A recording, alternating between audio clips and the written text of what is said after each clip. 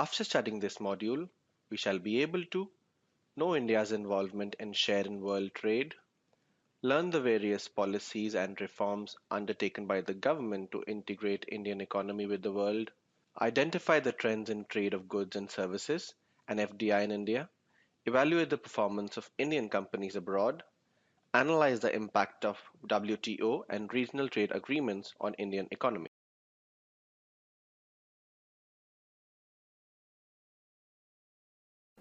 This module would talk about India's involvement in international business.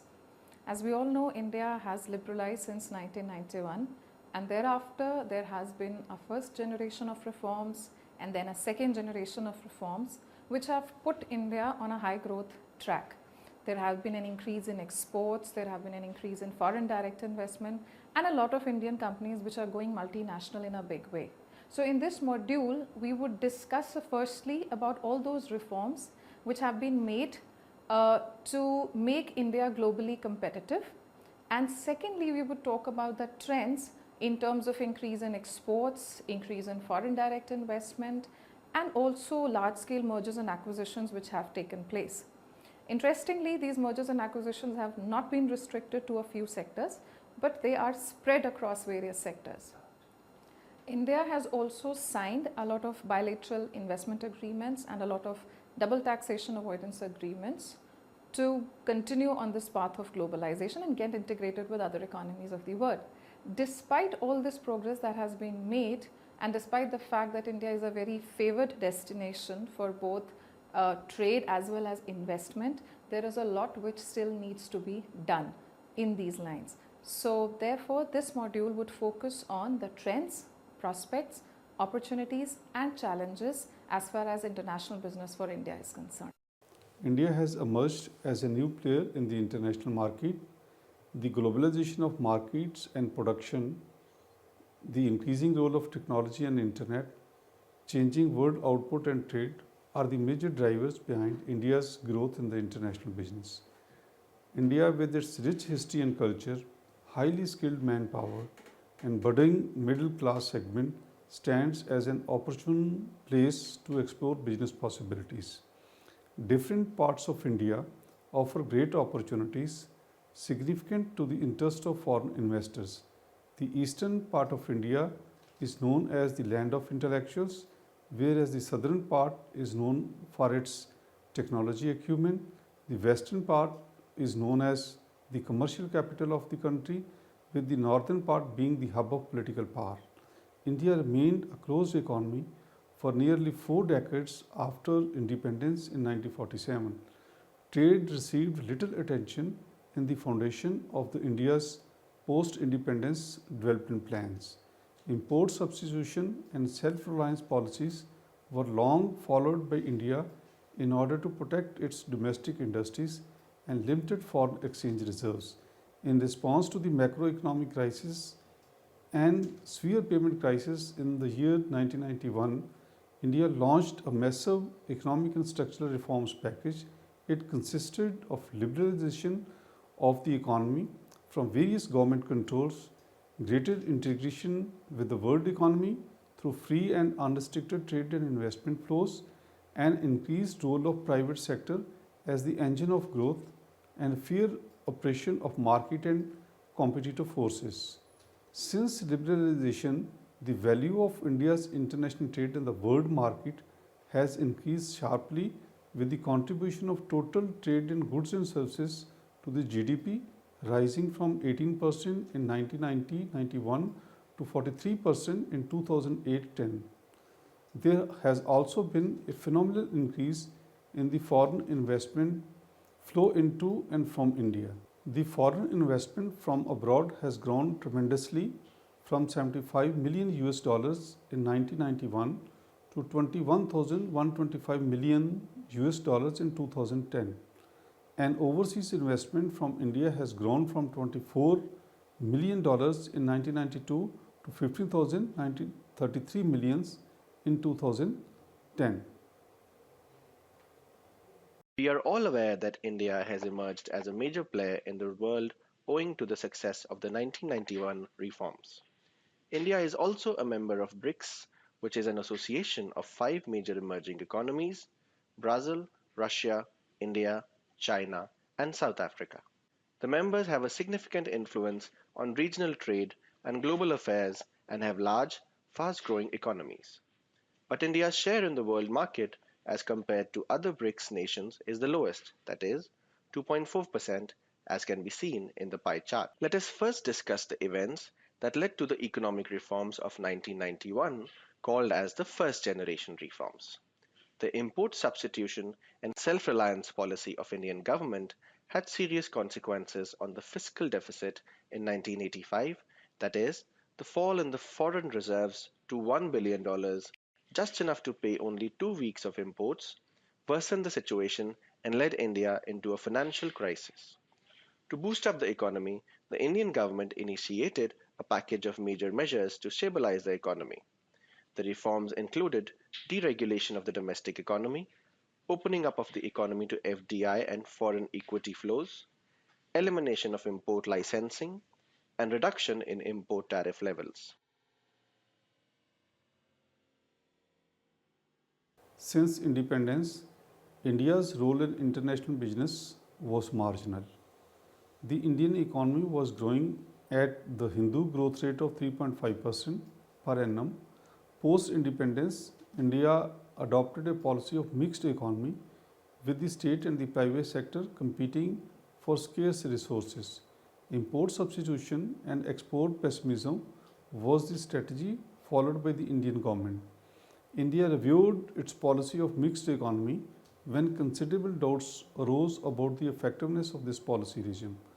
The first half of the 1980s witnessed a gradual deregulation from domestic controls.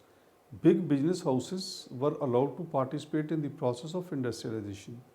Trade policy was also liberalized to some extent.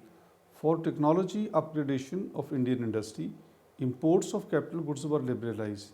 The rising government expenditure on subsidies, interest payments, salaries, and defense had an adverse effect on the fiscal deficit, which grew to 8.2% of the GDP during 1996 to 1990. The government borrowed internally and externally to finance the growing fiscal gaps. In 1990s, the foreign currency reserves of the country had fallen to just $1 billion, merely enough to pay for 2 weeks of imports. India seemed on the verge of defaulting on its international loans. The credit rating agencies had drastically lowered the country's rating, which closed the doors for India to borrow from external commercial credit markets. The 1990s macroeconomic crisis drew attention towards the deep structural imbalances in factor and product markets and the fiscal system of India. This called for a comprehensive program of reform.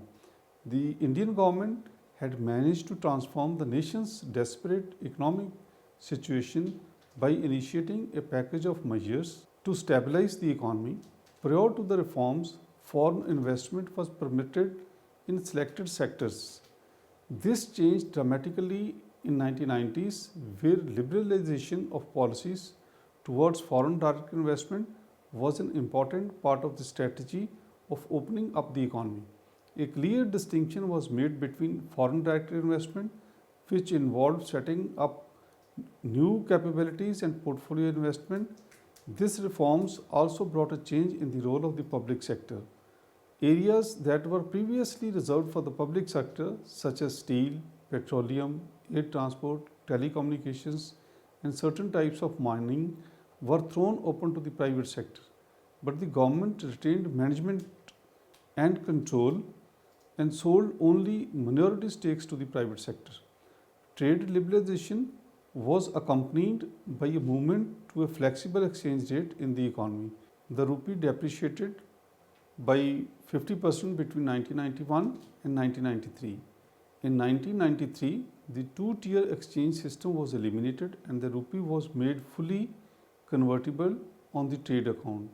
The rupee was made convertible on current account transactions in 1994 as the investors faced several constraints on repatriation of dividend and interest incomes. These stabilization policies were initiated to correct the fiscal and balance of payments imbalances, and the structural reforms were aimed at preventing the recurrence of such crises. The Indian government also introduced various financial sector reforms and fiscal reforms. It included reforms in capital market, establishment of SEBI, sale of PSUs, introduction of VAT principles. We may notice that trade liberalization was accompanied by the movement towards a flexible exchange rate in the economy. In 1993, the two-tier exchange system was eliminated and the rupee was made fully convertible on the trade account. The rupee was made convertible on current account transactions in 1994 as investors faced several constraints on repatriation of dividend and interest income. Liberalization of FDI in sectors such as telecom, infrastructure like power, roads, and highways led to the increased inward FDI from countries abroad. Removal of quotas on certain items gave a boost to exports and imports. Now proceed to the second generation reforms that took place in India. Exactly a decade after the first burst of reforms, followed the second generation reforms. These were enacted in the period 1998 to 2003 to further liberalize trade and FDI in India. The various reforms during this period were the establishment of Telecom Regulatory Authority of India and introduction of the state value added tax for both the center and individual states, strategic sale of public sector enterprises, and further liberalization of the foreign direct investment regime in manufacturing activities, oil refineries, B2B commerce, and insurance. The government also introduced legislations for amending the Patents, Trademarks, and Design Acts to make them more user friendly. Moving on, let us now study and analyze the trends that India has been following in international trade.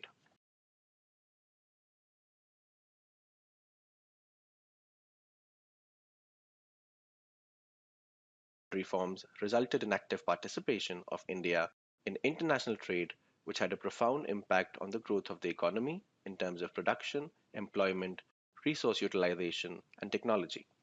The increase in competition and protectionism of world markets were the main reasons behind the promotion and development of foreign trade.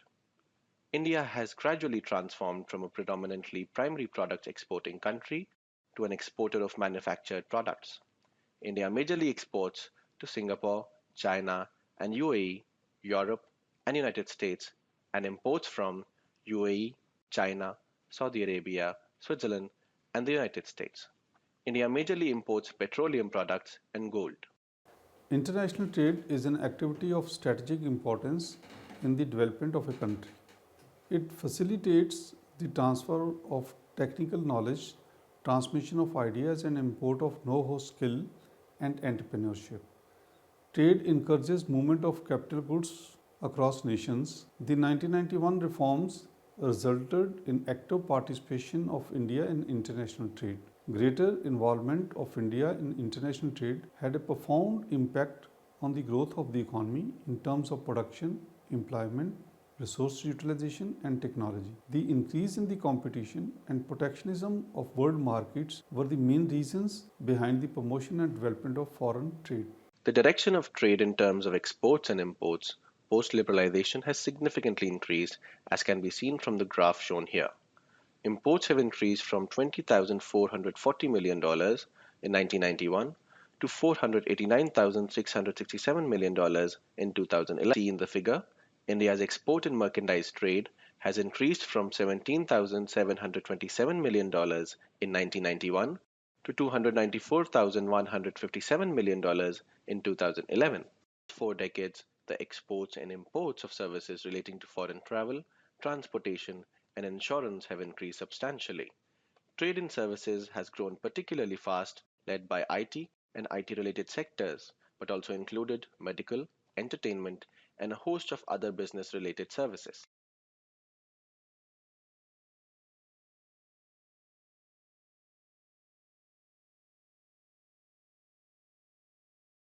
FDI inflows are the indicators of the economic health of a nation. Since the economic reforms of 1991, the Indian government has put in place a liberal foreign investment policy to attract foreign investors. FDI is allowed to enter under the automatic route in almost all sectors except restrictions on some of the sectors such as aviation, construction, and single brand retail. FDI liberalization has resulted in increased inflows and outflows of investment. The 2012 UNCTAD survey projected India as the second most important FDI destination after China for transnational corporations during 2010 to 2012. Despite the success in FDI, India has a long way to go in attracting and retaining investors. In terms of overall FDI regulatory restrictiveness, India is at par with China, but more restrictive than Russia and Brazil. Some services sectors, notably insurance, aviation, construction, and distribution, face especially high levels of protection. Since the economic reforms of 1991, the Indian government has put in place a liberal and transparent foreign investment policy where most activities are open to foreign investment on automatic route. The FDI liberalization has proceeded alongside the liberalization of trade in goods and services. Various reforms were carried out to attract foreign investment in India, as it is generally said that foreign direct investment inflows are the indicators of the economic health of a nation. Inward investment flows have been increasing rapidly, reaching US dollars 35 billion in 2008 before declining slightly due to the crisis. The outward FDI has also been increasing rapidly, reaching US dollars 20 billion in 2008. Despite this success in FDI, India has a long way to go in attracting and retaining investors. In terms of overall FDI regulatory restrictiveness, India is at par with China, but it is more restrictive than Russia and Brazil. Some service sectors, notably insurance, aviation, construction, and distribution, face especially high levels of protection. The graph shows the trend of FDI both inward and outward since 1991. The FDI in India has increased tremendously due to the policy reforms in India, due to confidence shown by the foreign investors in the Indian economy. Since the economic reforms, there has been a substantial liberalization of the cap on the overseas investment by Indian corporates from 100% of net worth to 200% and up to 300% at present. This provided an excellent opportunity for Indian companies to make a global presence and gain various cost and revenue synergies. Mergers and acquisitions by Indian companies can be witnessed in various sectors such as finance, automobiles, telecom, pharmaceuticals, and FMCG. Most of the mergers and acquisitions undertaken by the Indian companies are in the Western countries. Tata Steel's mega takeover of European steelmaker Chorus for $12.2 billion was the biggest ever for an Indian company. This takeover marked the arrival of Indian companies on the global stage.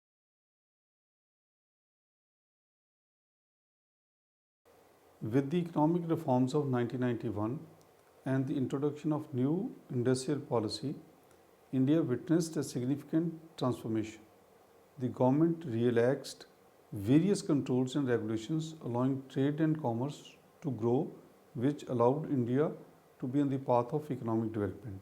With the emergence of new sectors such as information technology, telecom, and growth of service sectors such as retail, banking, insurance, hospitality, and entertainment, mergers and acquisitions came as an opportunity to generate economies of scale and compete with rival firms. Cross-border mergers and acquisitions is the fastest means of making an international presence for a business firm. Investment by Indian business houses is not a new concept. Birlas invested in Africa in the 1950s and the Tatas expanded their activities in the 1960s in Africa. But the quantum of capital and technology invested was limited. Outdated technology and little knowledge of foreign markets was a huge setback for Indian companies. After 1990, Indian companies realized that chances of survival of firms in such a liberalized business environment was marginal. This forced them to improve their strength and make a position in world markets. Thereafter, Indian companies, encouraged by the changing internal policy regimes with increasing globalization, cutthroat competition, and attracted by great market opportunities in the host countries, bought foreign assets and acquired significant stake in companies abroad. According to data sources, in 2005, more Indian companies bought foreign assets than foreign companies bought Indian assets.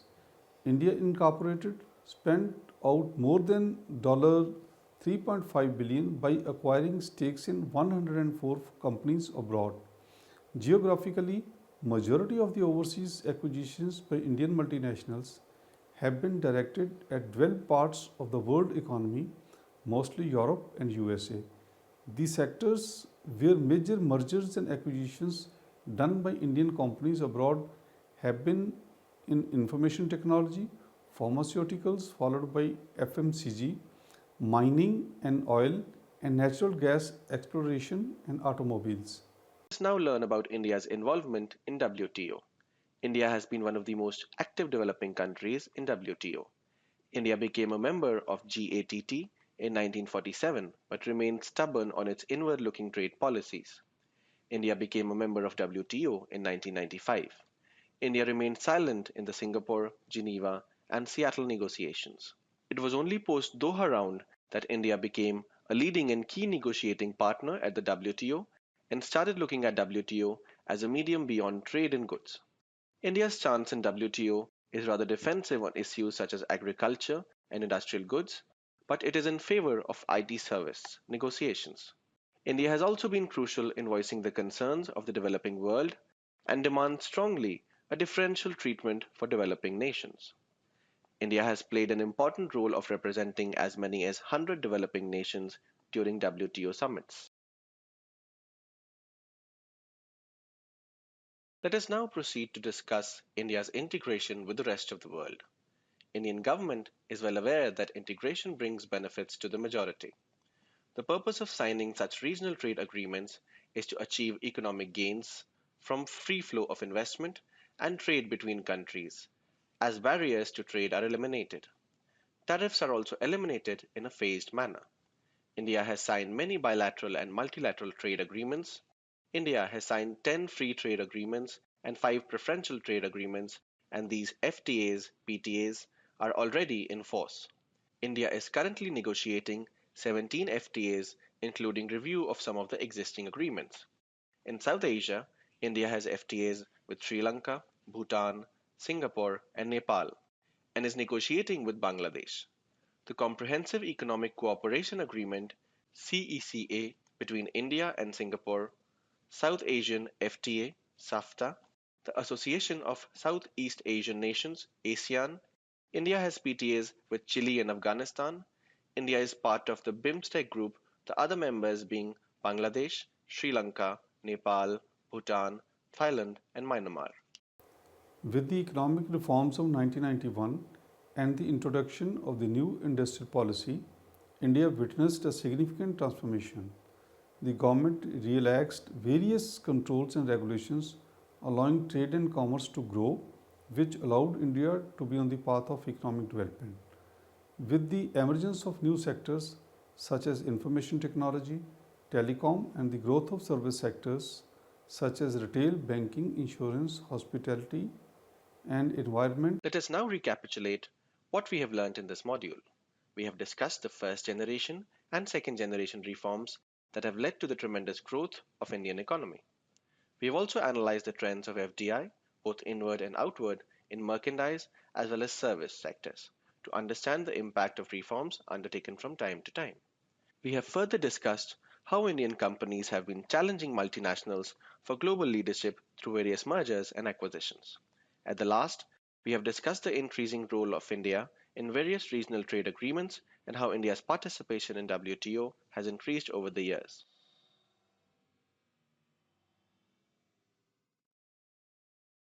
Recapitulating what we learned in this module, we can say that India has made considerable achievements since the 1991 reforms.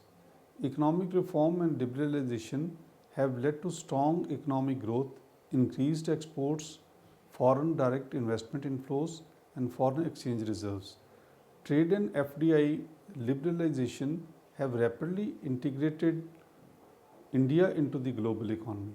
India's share in the trade of goods and services has increased substantially since 1991. India has become one of the favorable destinations for foreign investment.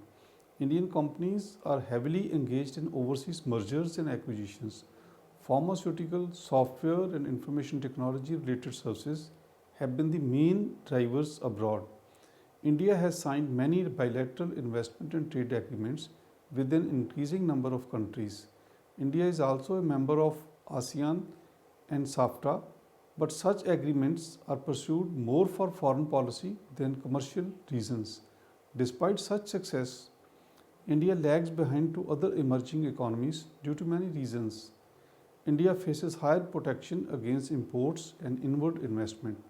India's infrastructure, policy regimes, and education system is still underdeveloped as compared to China and South Asian economies. The challenge for India is to achieve a share in world trade commensurate with its size. Despite making great strides in its exports growth, with 20% plus growth continuously from 2002 2003 to 2007 2008, India has not made much progress in terms of its share in the world trade.